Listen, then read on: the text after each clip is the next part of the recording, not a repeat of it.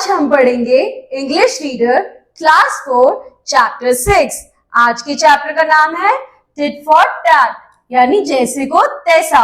There lived a crane and a fox in a forest. They both were good friends and passed their day playing and eating all day long.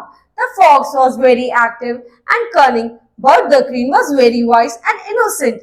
एक बार की बात है, एक भेड़िया और crane जो है वो साथ में रहते थे और वो दोनों बहुत अच्छे दोस्त थे। दोनों आपस में खाना खाते, मस्ती करते और साथ में रहते।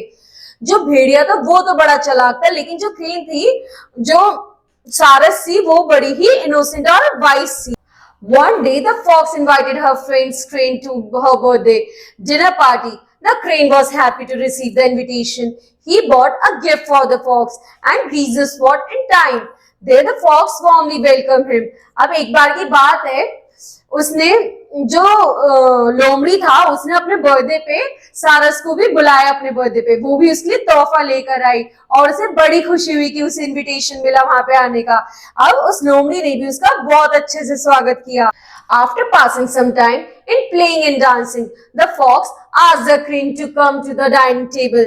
The table was decorated beautifully with flower vases. The crane sat on a chair and pudding was served him in a flat dish. The fox licked the approach with her tongue easily, but the crane could not eat anything with her long beak. He left the place without even tasting the dinner. That night he slept hungry. He decided to teach a lesson to the fox.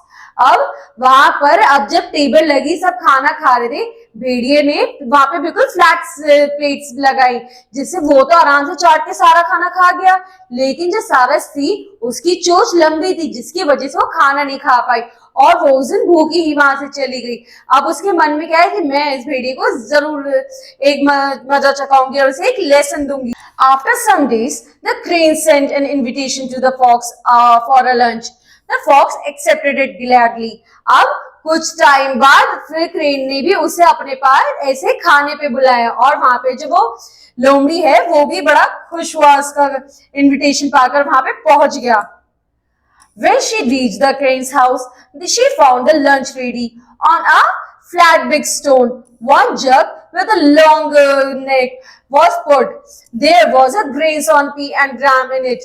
अब उसने भी इसी तरीके से अपने हिसाब से एक बड़े से पॉट में, जिसकी गर्दन काफी ऊंची थी, ऐसे इसमें खाना लगाया खाना खाने के लिए। The crane ate up her lunch quickly, but the poor fox could not eat anything. Her wide mouth could not enter the jug.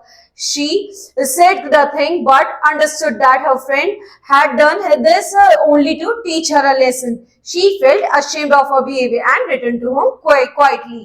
अब वो जो भेड़िया थी वो इस तरीके से खाना नहीं खा पा रही थी क्योंकि उसका मुंह उसमें घुस ही नहीं पा रहा था।